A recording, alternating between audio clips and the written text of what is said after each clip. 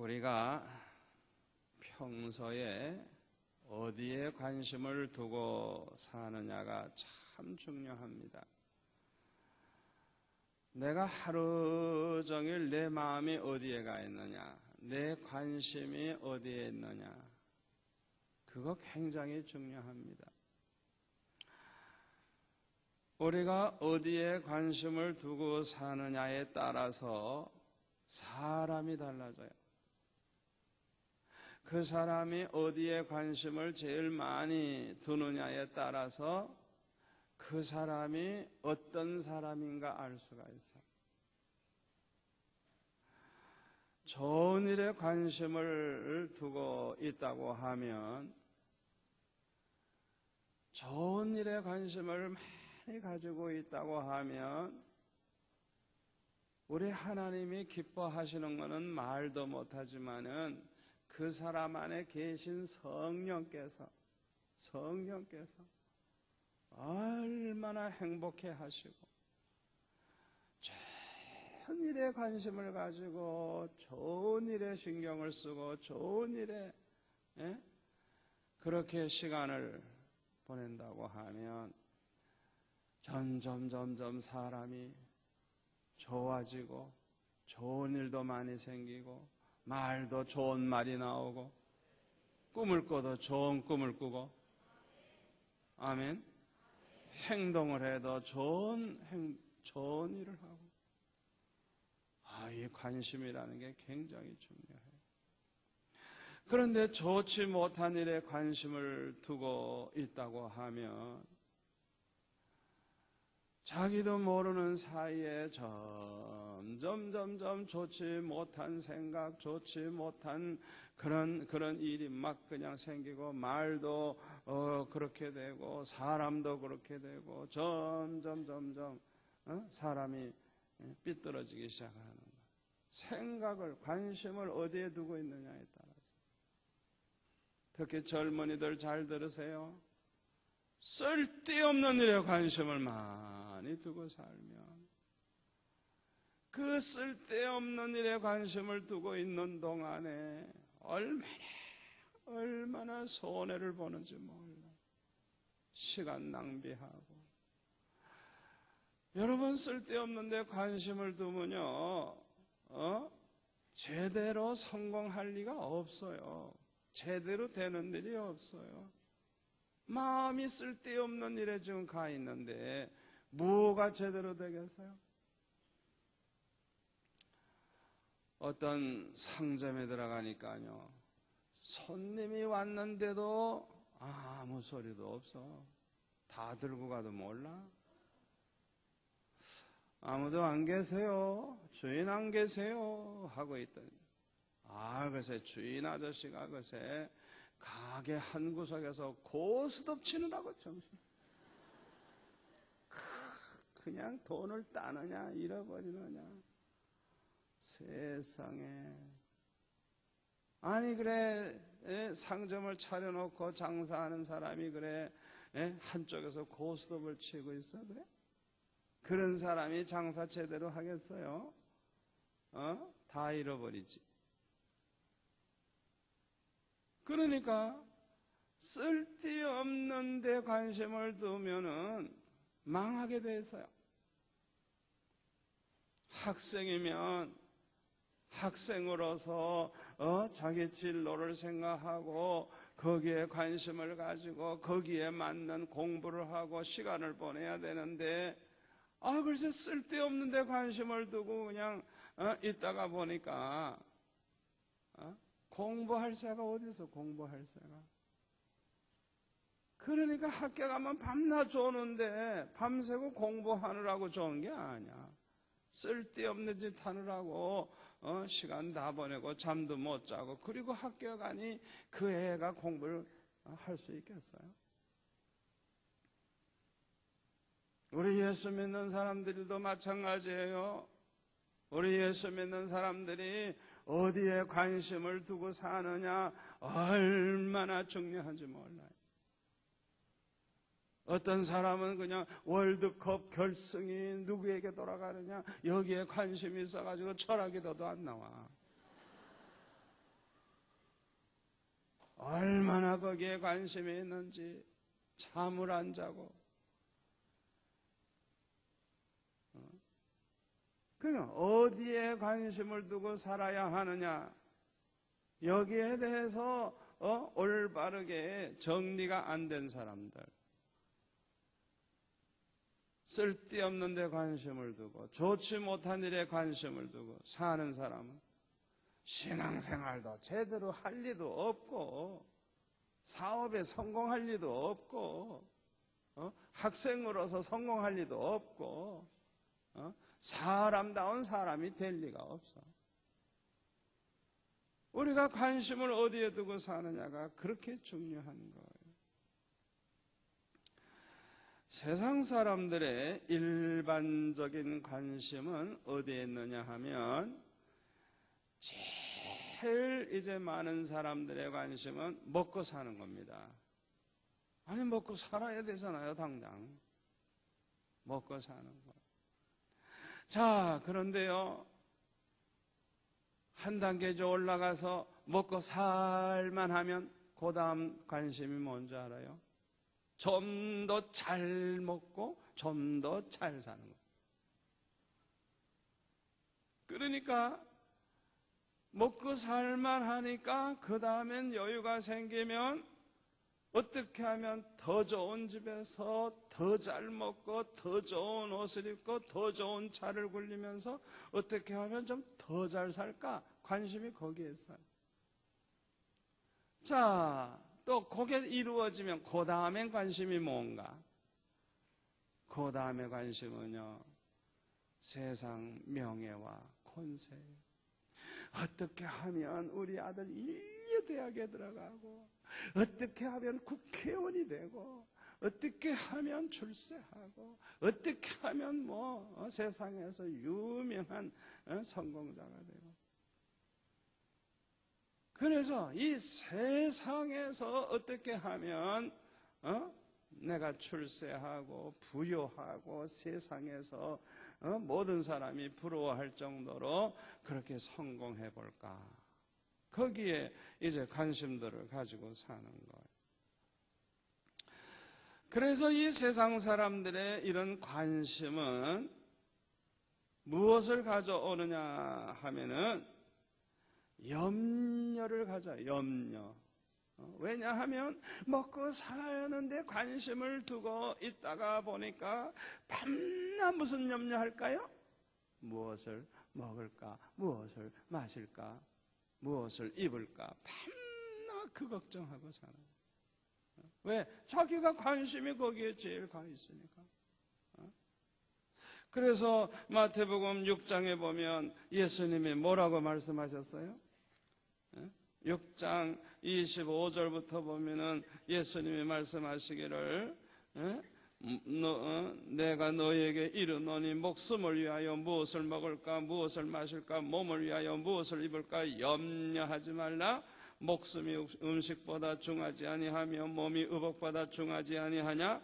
공중의 새를 보라. 심지도 않고 거두지도 않고 창고에 모아들이지도 아니하되 너의 천부께서 기르시나니 너희는 이것들보다 귀하지 아니하냐?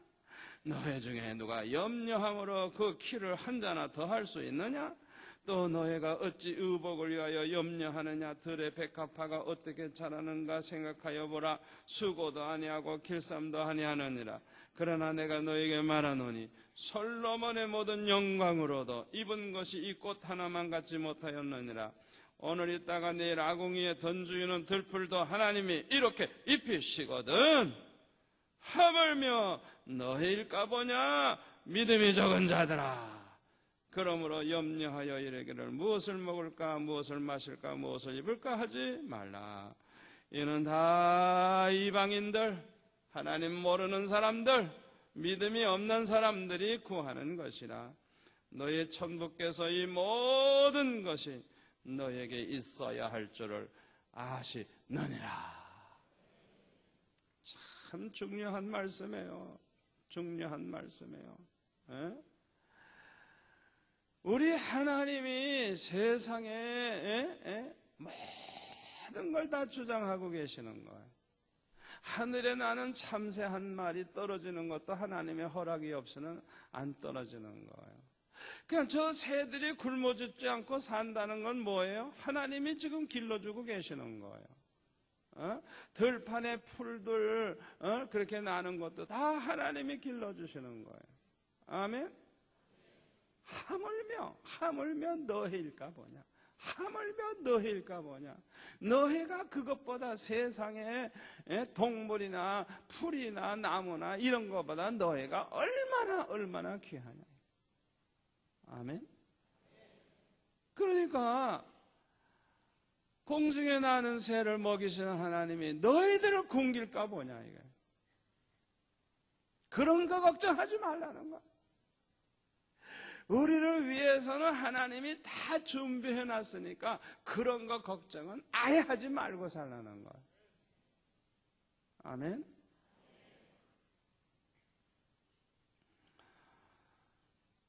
요한복음 21장에 보면은 예수님이 부활하신 후에도 제자들이 물고기를 잡으러 갔어요. 아니, 예수님이 십자가에 못 박히시고 나서 이제 부활하셨다고 하면 지금 이게 보통 사건입니까? 생각해 보세요. 부활하신 주님을 만난 이 제자들이 말이죠. 글쎄 물고기를 잡겠다고 다 가서요. 물고기를 잡으러. 그러니까 예수님이 지금 십자가 지시고 나서 사흘 만에 부활하셨는데 이 제자들의 관심은 지금 어디에서요? 뭐에서요? 먹고 사는 데서요. 먹고 사는 데 관심에서. 그러니까 예수님의 제자들은 제자가 되기 이전의 상태로 돌아간 거예요.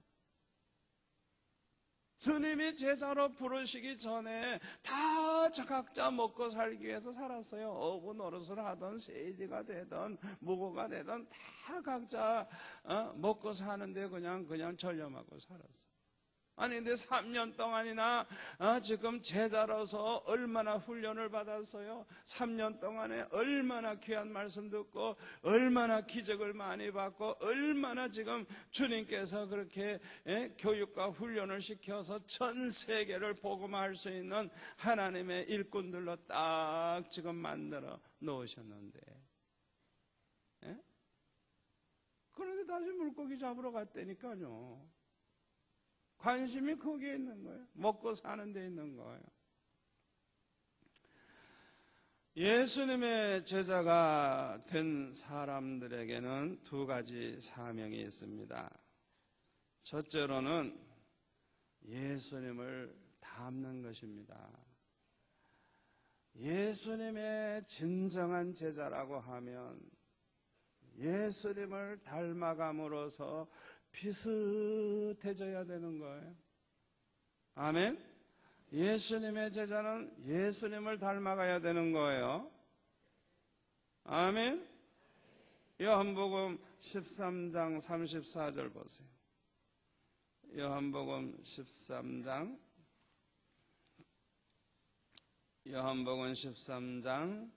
34절 35절 찾으신 분은 같이 보겠습니다. 새 계명을 너에게 주노니 서로 사랑하라. 내가 너희를 사랑한 것 같이 너희도 서로 사랑하라. 너희가 서로 사랑하면 이로써 모든 사람이 너희가 내 제자인 줄 알리라. 아멘. 예수님을 닮으라는 거예요. 특별히 예수님의 사랑을 닮으라는 거예요. 예수님의 성품, 예수님의 인격, 예수님을 닮으라는 거예요. 우리 예수님이 우리를 얼마나 사랑하세요. 얼마나 사랑하세요. 우리를 위해서 하늘 보좌를 버리고 세상에 오셨고 우리를 구원하기 위해서 목숨을 내어 주고자 대속물로 주고자 이 세상에 오셨고 제자들을 얼마나 사랑하셨어요. 그러니까 예수님의 제자라면 예수님을 닮아야 되는데 특별히 뭘 닮아야 돼요? 사랑을 닮아야 돼요. 아멘. 우리 성도들이 꼭 명심해야 되는 게 그거예요. 저와 여러분이 주님의 제자로서 우리가 일생을 살고자 한다고 하면 주님을 닮아가야 돼. 닮아가야 돼. 특별히 예수 믿는 사람이 저 사람은 예수 믿는 사람이구나. 야, 저 사람은 참으로 예수님의 제자구나. 모든 사람이 말한다면 뭘 보고 말할 것 같아요? 그 사람의 사랑의 행위를 보고 아마 그렇게 얘기할 거예요. 아멘? 어쩌면 저렇게 사랑이 많을고, 어떻게 저렇게 사랑으로 희생할고, 거기에 감동을 받고 감격한 사람들이 야, 저 사람은 꼭 예수님 닮았구나. 아, 저분은 꼭 예수님 같아. 그런 얘기를 할 거예요. 그러니까 이 요한복음 13장에 보면은 너희가 서로 사랑하면 내가 너희를 사랑한 것처럼 너희들도 서로 사랑하면 이로써 모든 사람이 너희가 내 제자인 줄 알리라. 모든 사람이 저절로 야, 저분들은 정말 예수님 닮은 사람들이구나. 예수님의 제자라고 다 알게 된다는 거예요. 서로 사랑하면 예수님이 우리를 사랑한 것처럼 서로 사랑하면. 아멘. 두 번째로 예수님의 제자가 된 사람의 두 번째 사명이 뭐냐? 예수님이 하신 일을 이어가는 거예요. 제자는 자기 스승이 하던 일, 스승이 하고자 하는 일, 스승이 가는 길, 스승의 것을 이어가는 거예요. 이어가는 거예요. 그게 두 번째 사명이에요. 마태복음 16장 24절.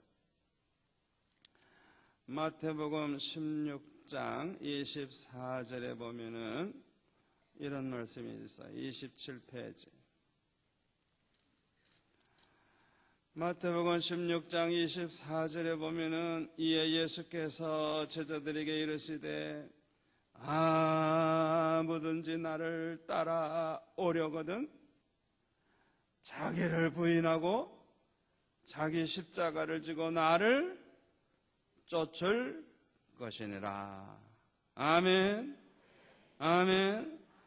제자들은 반드시 주님 가신 길을 따라가야 되는데 주님 가신 그 길을 따라가려고 하면 자기를 부인하고 자기 십자가를 지고 주님을 쫓아가야 된다는 거예요.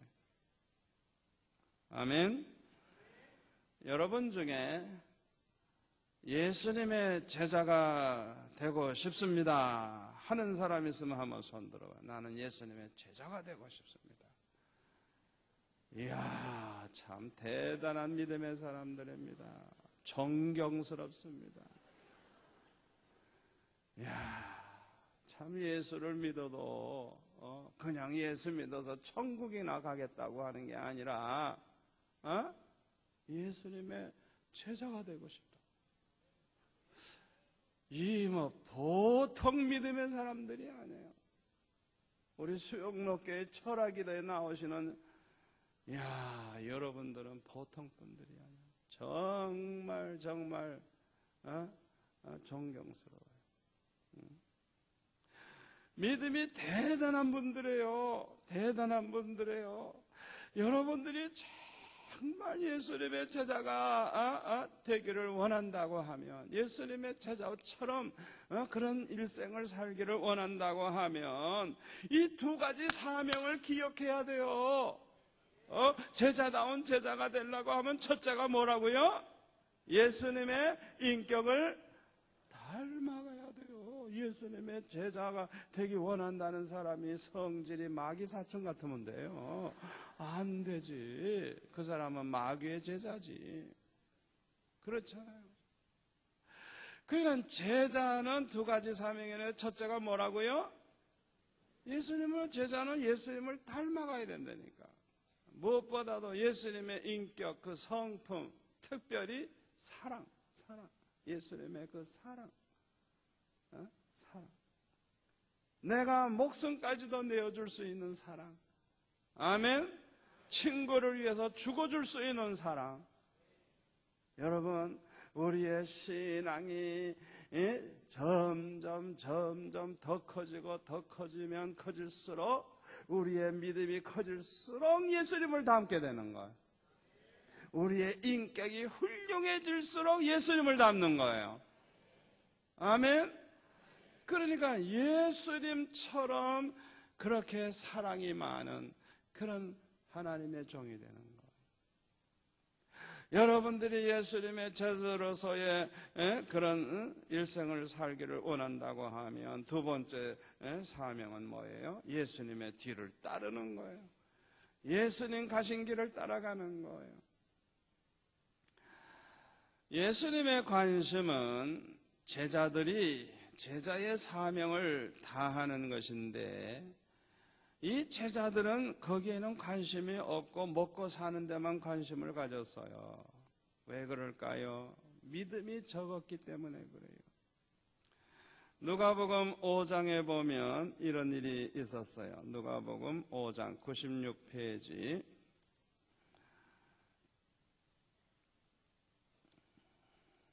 누가복음 5장에 보면은 호숫가에 두 배가 있었고 어부들이 그 배에서 나와서 그물을 씻고 있었어요.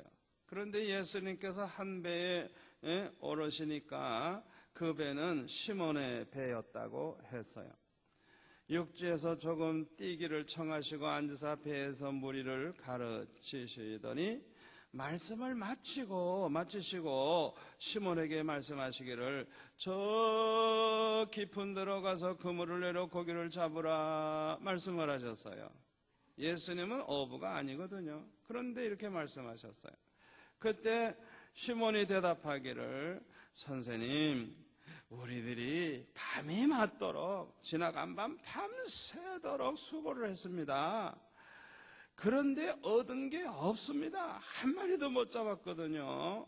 그러나 말씀에 의지하여, 주님이 말씀하시니까, 말도 안 되는 말씀을 지금 하시지만 우리가 밤새도록 이미 그물을 내려가지고 밤새도록 잡아도 한 마리는 못 잡았지만은, 그럼에도 불구하고 주님이 말씀하셨기 때문에 그 말씀에 의지해서 그물을 내리겠습니다 하고 그물을 내렸어요.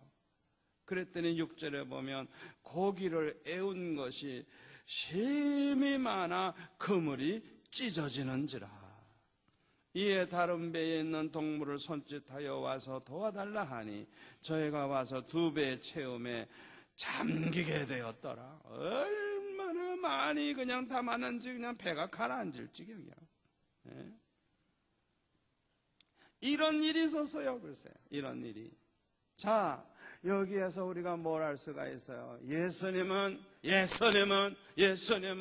사람의 몸을 가지고 지금 이렇게 사역을 하고 계시지만, 예수님은 보통 사람이 아니고 예수님은 전지전능하신 하나님의 아들이시고, 아멘, 절대주권을 가지고 계시고 만복의 근원 되신 분이라는 걸 가르쳐 주는 거예요. 여러분은 예수님을 어떻게 생각해요? 예수님을 어떻게 생각해요? 도대체 여러분 예수 믿는다고 하면서 도대체 예수님을 어떤 분으로 생각합니까? 어떻게 생각해요? 우리 주님은 전지전능하신 분입니다. 절대 주권을 가지고 계십니다. 우리의 생사화복을 주장하십니다. 만복의 근원이에요. 만복의 근원이에요. 복은 우리 주님으로부터 오는 거예요. 그러니까 우리가 할 일은 뭐예요? 주님의 말씀대로만 순종하면 되는 거예요. 아멘. 이 베드로의 고백 그대로 내가 이해가 되던 말던 하나도 내가 받아들일 수 없고 하나도 인정 못할 말씀이라도 주님의 말씀이니까 무조건 순종하겠다는 이 믿음, 이거 굉장한 믿음이에요. 이거 여러분, 어떻게 우리가 다 이해를 합니까? 우리가 어떻게 우리 이 무식한 머리 가지고 어떻게 하나님의 그 비밀의 말씀을 다 이해를 하느냐고요. 다 이해가 안 된다고요. 성경에 보면 어떤 건 정말 이해가 안 된다고요. 그러나 하나님의 말씀이니까, 주님의 말씀이니까 그래서 순종하겠습니다. 이거 위대한 믿음이야. 이거 위대한 믿음이에요. 그 믿음이 기적을 가져오는 거예요. 기적을 가져오는 거예요. 이 말씀이 도무지 내 이성에 맞지도 않고 이해도 안 되고 받아들이기 곤란하다고 할지라도, 그러나 이게 하나님의 말씀이니까 그대로 순종하자 하고 순종하는 그 믿음이 위대한 믿음인 거예요. 기적을 가져오는 거예요. 아멘. 그래서 이 누가복음 5장에 보면 아주 굉장한 체험을 하게 되는 거예요. 밤새도록 애를 써도 한 마리도 못 잡았던 그 자리에서 주님이 말씀하신 대로 해보니까 그냥 너무너무 많이 잡아가지고 그냥 막 그물이 찢어지고 그냥 2배에 가득 채워서 이렇게 잠기게 될 정도로 그냥 그렇게 물고기를 잡았다. 그러니까 내 힘으로 아무리 안 되고 실패하고 아무리 고생만 하고 그랬다고 할지라도 주님 말씀하신 그 말씀에 무조건 순종하고 따라가다 보니까 기적이 일어나는데, 감당하기 어려울 정도로 그냥 넘치는 축복을 받게 된 거예요. 이게 보통 신앙적 체험이 아니에요. 굉장한 체험을 하는 거예요. 그러니까 예수님의 제자들이 이런 체험을 한 사람들입니다. 그런데 예수님 부활하신 후에도 제자들은 먹고 사는 데만 관심을 가졌어요. 그래가지고 요한복음 21장 1절로 돌아가서 보면은, 그 후에 예수께서 디베라 바다에서 또 제자들에게 자기를 나타내셨으니 나타내신 일이 이러하니라. 시몬 베드로와 디두모라 하는 도마와 갈릴리 가나 사람 나다나엘과 세베대의 아들들과 또 다른 제자들이 함께 있더니, 시몬 베드로가 나는 물고기 잡으러 가노라 하매 저 해가 우리도 함께 가겠다, 어부도 아닌데 함께 가겠다 하고 다 따라가는 거예요. 하고 나가서 배에 올랐으나 이 밤에 아무것도 잡지 못하였더니, 할 일이 없으니까 물고기나 잡아서 먹자 하고 이렇게 먹고 사는데 관심을 가지고 이렇게 나가는 거예요. 하나도 못 잡은 거예요. 날이 새어갈 때에 예수께서 바닷가에 서셨으나 제자들이 예수신 줄 알지 못하는지라. 예수께서 이르시되 얘들아 너에게 고기가 있느냐 대답하되 없나이다. 한 마리도 못 잡았습니다. 가라사대 그물을 배 오른편에 던지라 그리하면 얻으리라 하신대 이에 던졌더니 고기가 많아 그물을 들 수 없더라. 그물을 들 수 없더라. 11절에 보면 몇 마리? 몇 마리예요? 큰 물고기가 153마리. 얼마나 물고기가 크고 많이 잡았는지 그물이 막 찢어질 정도로 이런 역사가 일어나는 거예요. 여러분은 지금도 이런 일이 일어날 수 있다고 믿습니까? 예수님은 어제나 오늘이나 영원토록 동일하시다고 히브리서 13장 8절에 보면 말씀하고 있어요. 우리 예수님은 동일하신 분이에요. 조금 더 변함이 없어요. 2000년 전에 예수님이나 지금이나 똑같아요. 문제는 주님의 말씀을 믿고 그대로 순종하느냐, 이게 문제예요. 아멘. 이게 문제예요. 예수님은 베드로에게 15절에 가서 보면은 조반을 먹은 후에 예수님께서 베드로에게 말씀하십니다. 요한의 아들 시몬아, 내가 이 사람들보다 나를 더 사랑하느냐 하시니 가로되 주여 그러하외다. 내가 주를 사랑하는 줄 주께서 아시나이다. 가라사대 내 어린 양을 먹이라. 또 두 번째 가라사대 요한의 아들 시몬아, 내가 나를 사랑하느냐 하시니 가로되 주여 그러하외다. 내가 주를 사랑하는 줄 주께서 아시나이다. 가라사대 내 양을 치라 하시고, 세 번째 가라사대 요한의 아들 시몬아, 내가 나를 사랑하느냐 하시니 주께서 세 번째 내가 나를 사랑하느냐 하심으로 베드로가 근심하여 가로되 주여 모든 것을 아시오매 내가 주를 사랑하는 줄을 주께서 아시나이다. 예수께서 가라사대 내 양을 먹이라. 여러분, 이 말씀은요 지금 베드로에게 네가 정말 날 사랑하느냐, 네가 정말 날 사랑하느냐, 네가 나를 사랑한다고 하면 내가 가는 그 길을 너도 따라오라고 하는, 내 뒤를 쫓으라고 하는 그 말씀이에요. 그 말씀이에요. 우리 주님의 관심은 주님의 양에게 있어요. 양.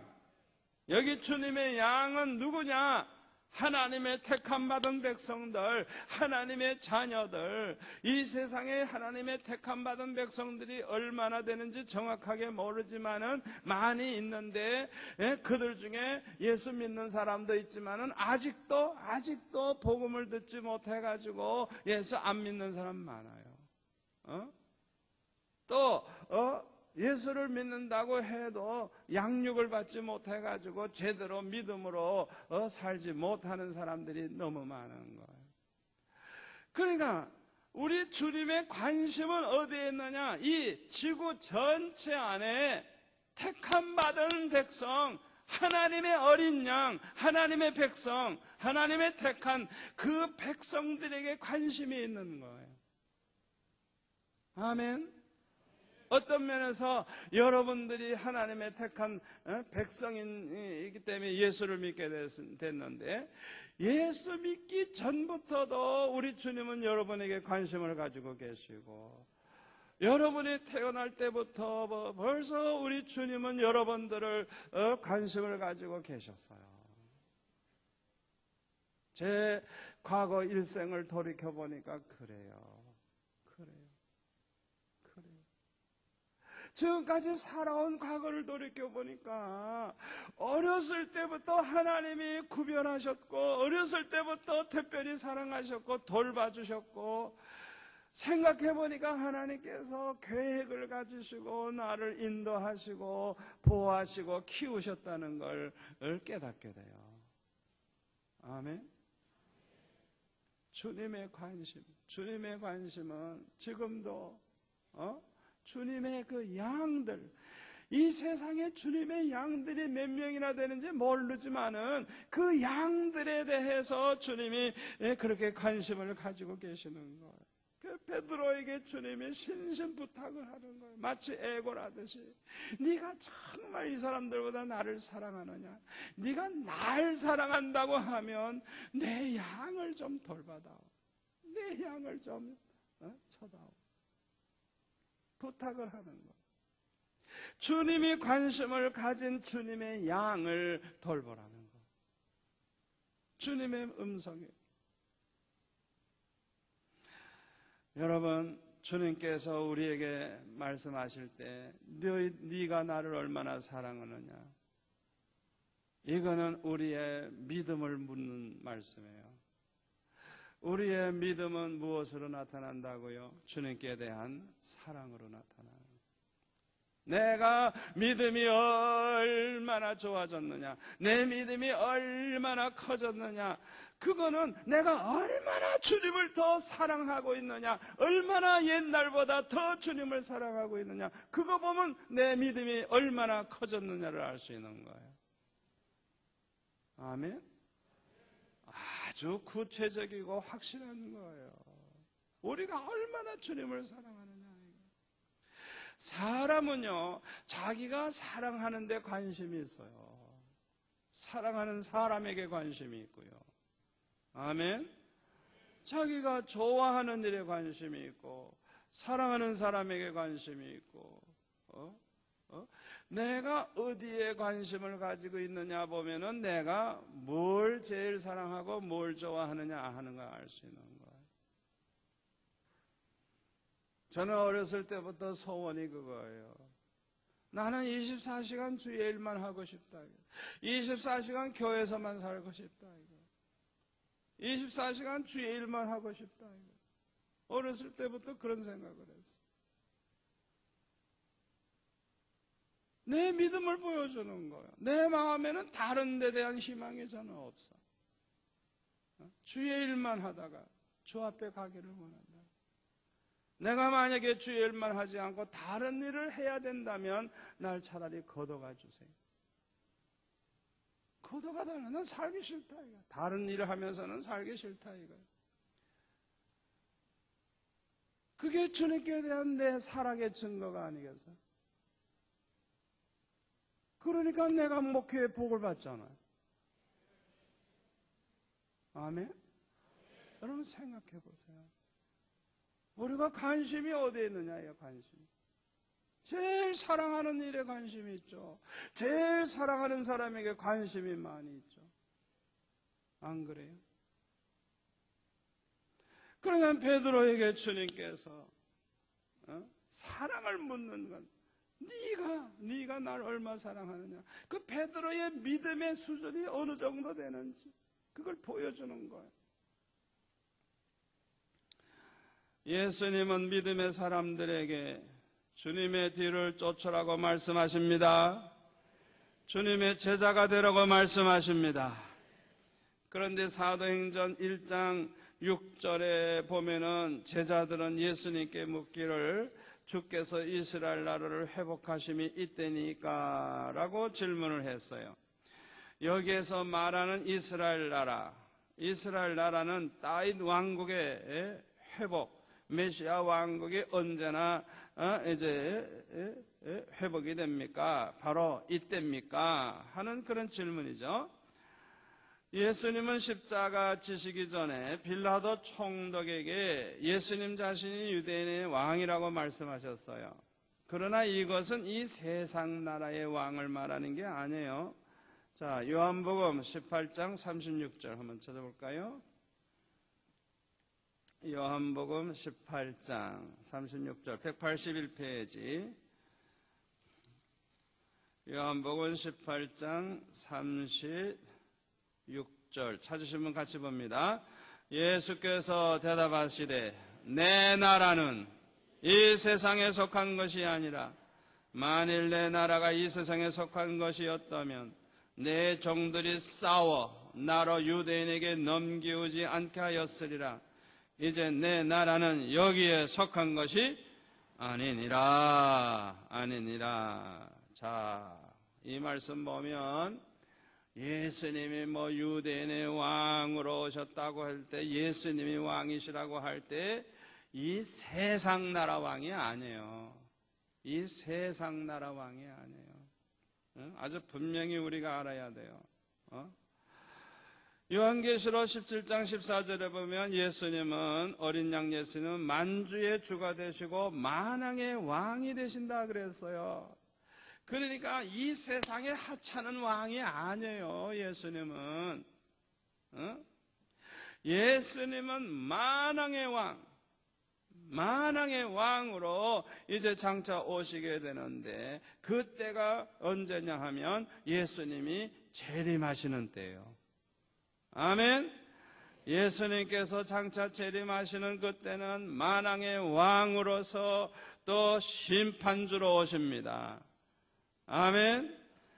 그리고 예수님이 오시면 천년 왕국이 시작이 되는데 예수님은 만왕의 왕이시고 이때에 왕 노릇하는 사람들이 이제 있는데 누가 예수님과 함께 왕 노릇을 하느냐? 요한계시록 20장 4절에 보면 이렇게 말씀하고 있어요.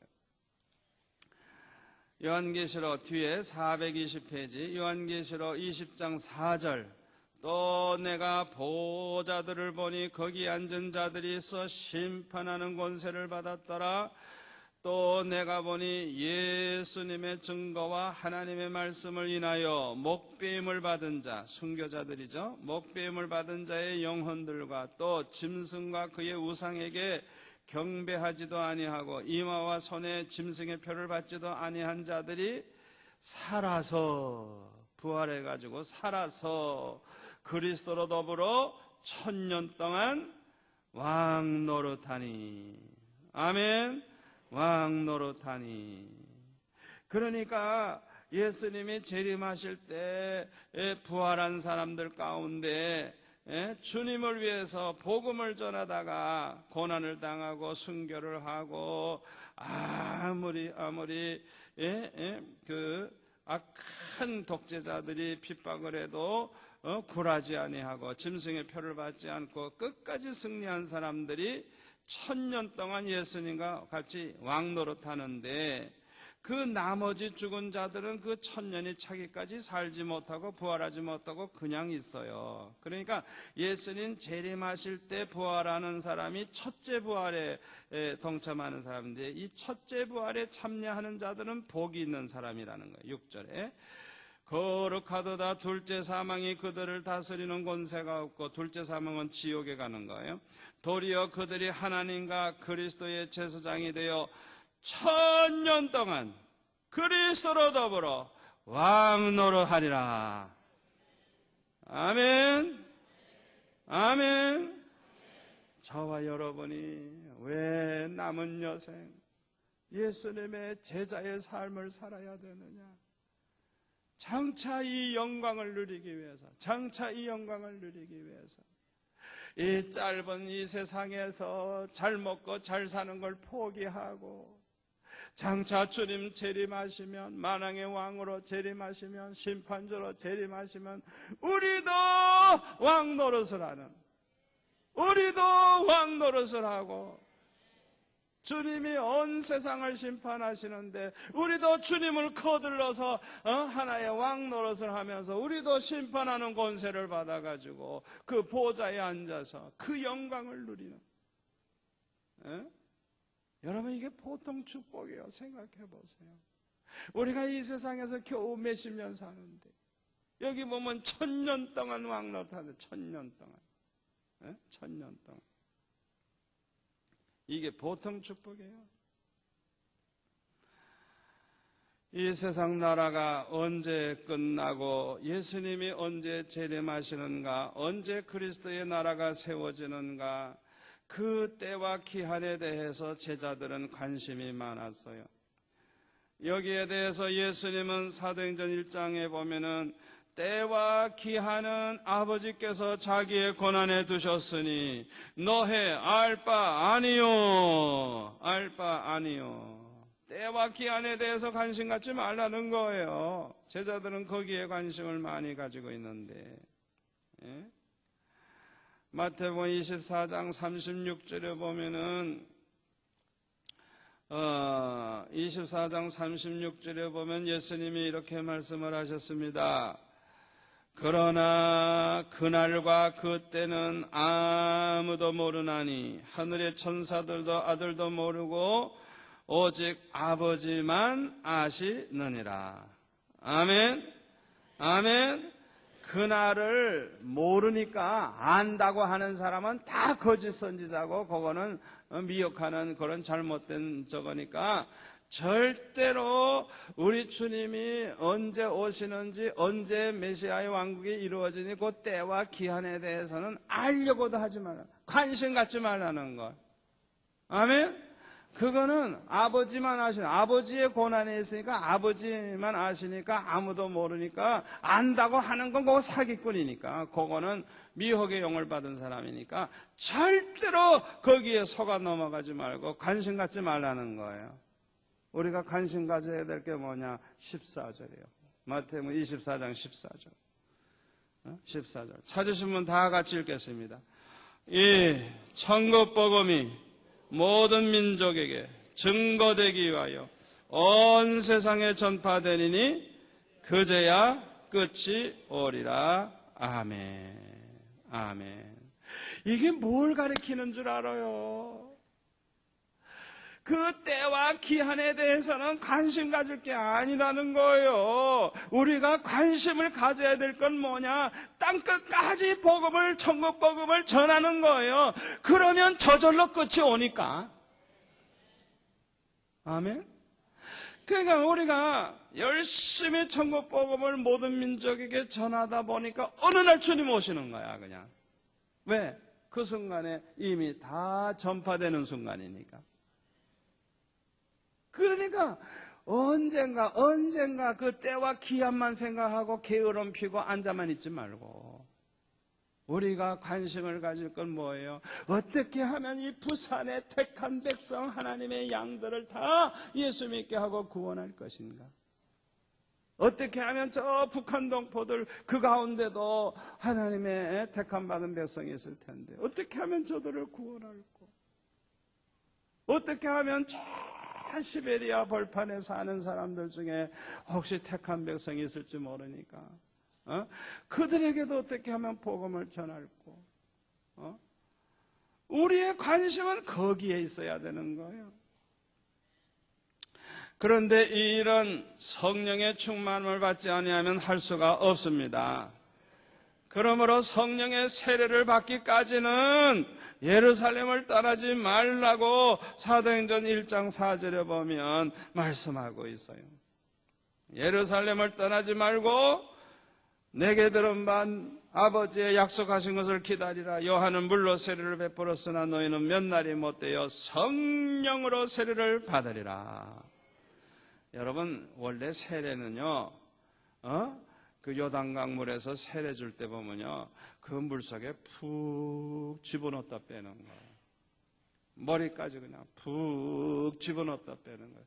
옛사람이 다 죽고 새 사람으로. 아멘. 옛사람은 죽고 새 사람으로 완전히 하나님의 자녀로 아주 완전히 태어나는 순간이에요.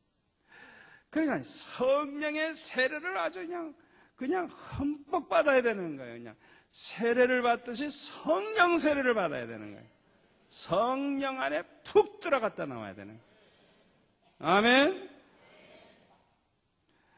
그러니까 성령의 세례를 받기까지는 예루살렘을 떠나지 말라. 일 시작하지 말라는 거예요. 시작해봤자 실패할 거 뻔하니까. 그래서 8절에 보면은 오직 성령이 너에게 임하시면 너희가 권능을 받고 성령의 권능이에요. 성령의 권능. 인간의 권능이 아니에요. 하나님의 권능이에요. 아멘. 굉장한 권능이에요. 얼마나 큰 역사가 일어날지 우리는 상상할 수가 없어요. 성령이 역사하시는 대로 권능이 나타날 것이니까. 성령이 너에게 임하시면 권능을 받고 예루살렘과 온 유대와 사마리아와 땅 끝까지 이르러 내 증인이 되리라. 주님이 되리라 하면 되는 거예요. 주님이 되리라 하면 되는 거예요. 주님이 된다 하면 되는 거예요. 여러분 이 말씀을 붙잡으세요. 오늘 낮에도 제가 성경 공부할 때 말씀드렸죠. 환경 돌아가는 거, 어떤 감정, 느낌 이런 거에 속지 말라고. 어떤 상황이 벌어져도 우리는 말씀이 어떻게 기록이 되어 있는지 말씀을 보고 고발 붙잡으라 이거예요. 아무리 이상하게 돌아간다고 할지라도 속지 말고 말씀대로 이루어질 줄을 믿고 말씀을 붙잡으라 그랬어요. 아멘. 이게 얼마나 중요한지 모르는 거예요. 그러니까 여기 보면은 성령이 너에게 임하시면 권능을 받고 땅끝까지 이르러 내 증인이 되리라 했으니까 되는 거예요. 반드시 되는 거예요. 아무리 힘들어도 되는 거예요. 안 될 것 같아도 되는 거예요. 우리 예수님의 관심은 제자들이 성령의 충만함을 받는 것이었습니다. 그런데 제자들은 관심을 다른 데 두고 있었어요. 우리가 말세에 성령의 충만함을 받아야 할 이유가 있습니다. 첫째로 성령의 충만함을 받지 아니하면 이 험한 세상, 죄악이 관영한 세상에서 믿음으로 살 수가 없어요. 여러분, 성령의 충만한 은혜를 받아도 되고 안 받아도 되고 그런 생각하지 마세요. 오늘 밤에는 그냥 여러분 모두가 다 성령의 충만함을 받고 돌아가시기를 바랍니다. 성령의 충만함을 받지 아니하면 이 험한 세상, 죄 많은 세상에서 믿음으로 살 수가 없어요. 믿음으로 살 수가 없어요. 평신도는 말할 것도 없고 이 목사도 그래요. 저 자신도 마찬가지예요. 정말 내가 성령에게 사로잡히고 성령이 나를 주관하시고 성령으로 충만하지 않으면 내가 믿음으로 살 수가 없어요. 나도 그런데 여러분이 어떻게 하세요? 똑같지. 똑같아요. 장로님도 똑같고 집사님도 똑같고 권사님도 똑같고 다 똑같아요. 성령의 충만함을 받지 아니하면 환난과 핍박을 이길 수가 없어요. 여러분, 마태복음 24장에 보면요, 큰 환난 후에 우리 주님이 오신다 그랬어요. 창세 이후로 없었던 두 번 다시 그런 환난이 없을 것이다. 기한을 이렇게 단축해주지 않으면 살아남을 자가 하나도 없을 정도로 그렇게 무시무시한 환난이 반드시 예수님 오시기 전에 있는 거예요. 그 환난 후에 우리 주님이 오신다 그랬어요. 그러니까 저와 여러분이 미리 세상 떠나면 그 환난 안 볼 수 있어요. 그러나 끝까지 저처럼 복음을 전하다가 주님 오시는 날까지 그냥 복음 전하다 주님 맞이하기 원하는 사람, 순교하지 않는 한, 순교하면 제일 영광이고 순교하지 않는다면 주님 오시는 그날까지 주의 일 하다가 주님 맞이하는 게 내 소원이거든요. 그러니까 나 같은 사람은 지금 큰 숙제가 하나 있는데, 과제가 있는데 뭐예요? 그 큰 환난을 돌파해야 되는 거야. 그 큰 환난, 그 어마어마한 핍박과 환난과 그 고난을 내 힘으로 어떻게 이겨요? 어떻게 이겨요? 어떻게 이겨요? 내 힘으로 못 이겨요. 성령 충만한 자가 아니면 못 이겨요. 스데반과 같이 성령 충만해야 돌에 맞아 죽으면서도 천사와 같은 모습으로 그 원수들을 위해 기도하면서 축복해주면서 순교할 수 있는 거예요. 아멘.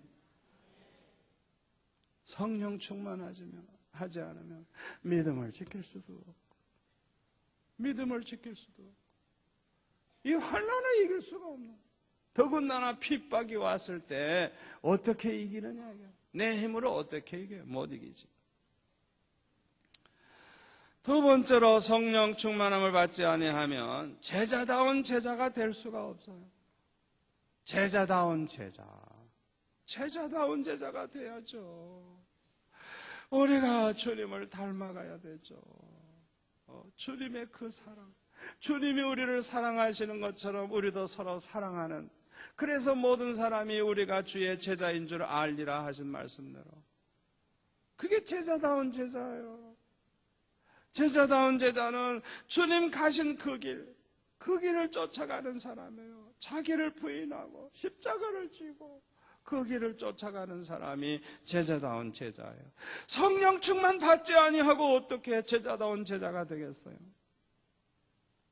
세 번째로 성령 충만함을 받지 아니하면 땅끝까지 이르러 예수님의 증인이 될 수가 없어요. 여러분, 예수 믿게 하는 역사는 성령의 역사입니다. 성령의 역사입니다. 여러분, 그거 아셔야 돼요. 고린도전서 12장 3절에 보면 성령으로 말미암지 않고는 아무라도 예수를 주시라 할 자가 없느니라. 아멘. 성령으로 말미암지 않고는 우리가 증인으로서 성공할 수가 없는 거예요. 에베소서 1장 17절에 보면 우리 주 예수 그리스도의 하나님 영광의 아버지께서 지혜와 계시의 정신을 너에게 주사 하나님을 알게 하시고 너의 마음 눈을 밝히사 그의 부르심의 소망이 무엇이며 성도 안에서 그의 기업의 영광의 풍성이 무엇이며, 여기 보면 17절에 에베소서 1장 17절에 영광의 아버지 그리스도의 하나님, 주 예수 그리스도의 하나님, 영광의 아버지께서 지혜와 계시의 영, 헬라어는 영의 영, 영을 너에게 주사 비로소 하나님을 알게 하시고. 아멘. 여러분, 교회 나온다 그래서 다 하나님을 알고 믿는 줄 압니까? 아니에요. 아니에요. 겉으로 보면 믿음이 좋은 것 같는데, 죽으면 천국 갈 줄 믿습니까? 물어보면 죽어봐야 알죠? 세상에 그런 사람이 얼마나 많은 줄 알아요? 확신이 없어요. 죽어봐야 안 돼. 천국이 있는지 지옥이 있는지 죽어봐야 안 돼. 세상에. 안 믿어지면 그렇게 안 믿어져. 안 믿어져. 하나님을 알아야 되는데 세상 지식으로 내가 이렇게 설명해 준다고 알게 되는 게 아니에요. 영광의 아버지께서 뭘 주세요? 뭘 주세요?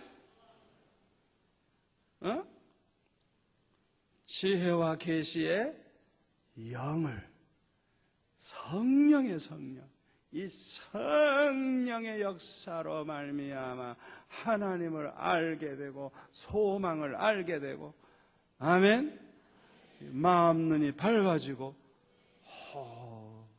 깨달아지는 것.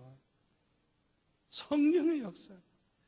그러니까 성령의 충만함을 받지 아니하면 땅끝까지 이르러 예수님의 증인 노릇을 할 수가 없어요. 하려고 해도 효과도 없고 성령의 역사해 주셔야 돼요. 성령의 권능을 받아야 되는 거. 아멘. 네 번째로 성령의 충만함을 받지 아니하면 죽음을 두려워하지 않는 담대한 증인이 될 수가 없어요. 여러분, 죽음을 두려워하지 않는, 아예 그냥 순교를 각오하고 난 주일하다가 죽어도 좋다, 굶어 죽어도 좋다, 매 맞아도 죽어도 좋다, 하여튼 그냥 죽음을 두려워하지 않고 담대하게 그냥 그 사도들이 나가서 전도하는 것처럼, 아무리 전도 못하게 하고 핍박을 해도 그냥 뭐 두려움이 없이 그냥 매를 맞아도 그냥 오히려 더 기뻐하고. 이야, 이건 성령 충만하지 아니하면 그렇게 살아갈 수가 없어요. 담대하게 증인 노릇을 할 수가 없어요. 다섯 번째로는요, 성령에 충만해야만 믿음이 충만해져서, 성령 충만하면 믿음이 충만해져서 먹고 사는 거 걱정 안 해요. 먹고 사는 것에 매이지 않습니다. 아멘. 성령 충만한 사람들은요, 먹고 사는데 매이지 않아요. 마태복음 6장 33절 뭐라 그랬어요? 너희는 먼저 그의 나라와 그의 의를 구하라. 그리하면 이 모든 것을 너에게 더하시리라. 그 앞에 뭐라고 나왔어요? 이는 다 이방인들이 구하는 것이라 너의 천부께서 이 모든 것이 너에게 있어야 할 줄을 아시느니라. 너희는 먼저 그의 나라와 그의 의를 구하라. 그리하면 이 모든 것, 우리에게 있어야 할 걸 아시는 그 하나님, 우리에게 있어야 할 게 뭔지 아시는 그 하나님이 이 모든 것을 너에게 더하시리라. 여러분, 이 말씀을 붙잡고 사세요. 붙잡고 사세요. 아무리 세상을 봐도 캄캄하고 막막해도 이 말씀 붙잡고 사세요. 이 말씀을 믿으세요. 이 말씀대로 반드시 돼요. 반드시 돼요. 기가 막힌 일이 일어나요. 기가 막힌 일이 일어나요. 우리 예수 믿는 사람들이 이런 체험을 하면서 살아야 정말 예수 믿는 재미가 나고, 이런 체험을 하면서 살아야 두려울 게 없는 거예요. 걱정할 게 없는 거예요. 아멘. 말씀을 붙잡아야 돼. 말씀을 붙잡아야 돼. 성령 충만한 사람은 믿음이 충만하기 때문에 오직 관심이 하나님의 나라와 그 의를 이루기 위해서 그저 전심으로 관심을 두고 사는 거예요. 뭘 먹고 사는 그런 데 관심 안 두는 거예요. 하나님이 다 책임지실 줄 믿고, 우리가 하나님의 나라를 위해서 하나님의 뜻을 이루기 위해서 살면 하나님도 우리를 위해서 모든 걸 채우실 줄 믿습니다. 여러분, 이거 사랑의 관계입니다. 사랑의 관계. 사랑의 관계예요. 저는 중학교 다닐 때 중등부 회장하면서 그런 체험을 했어요. 고등부나 대학부나 청년회는 각자가 헌금해서 각자가 자기네들이 쓰는 거예요. 그런데 우리 중학생들이 뭐 헌금이 얼마나 나오겠어요. 그래서 나는 그랬어요. 장로님하고 재정부장 집사님들 뭐 이런 분들에게 가서 우리는 헌금 나오는 대로 다 바칠 테니까 우리 중등부가 하고자 하는 걸 다 해주십시오. 얼마나 약어요. 그래서 중등부 애들 뭐 헌금 나오면 그냥 헌금 주머니 그대로 들고 우리 중등부 헌금이 겁니다 하고 드리는 거예요. 그대로 다 드리는 거예요. 그러니까 하여튼 뭐 고등부는 뭐 하나도 얻어 쓰는 게 없지만 우리는 그냥 뭐 책을 내겠다고 그러면 책 낼 돈 주지, 뭐 그냥 우리 동네 각 교회 중등부 탁구 대회를 하겠다고 하는데 거기에 비용도 다 대주지, 뭐 그냥 하여튼 모든 1년 예산 뭐 그냥 모든 거 그냥 다 교회가 대주는데 내가 생각해 보니까 10배는 받은 것 같아요. 하나님과 우리 사이에도 그런 지혜가 필요한 거예요. 주님, 나는 주님 위해 살 테니까 주님은 내 책임지십시오. 할렐루야. 할렐루야.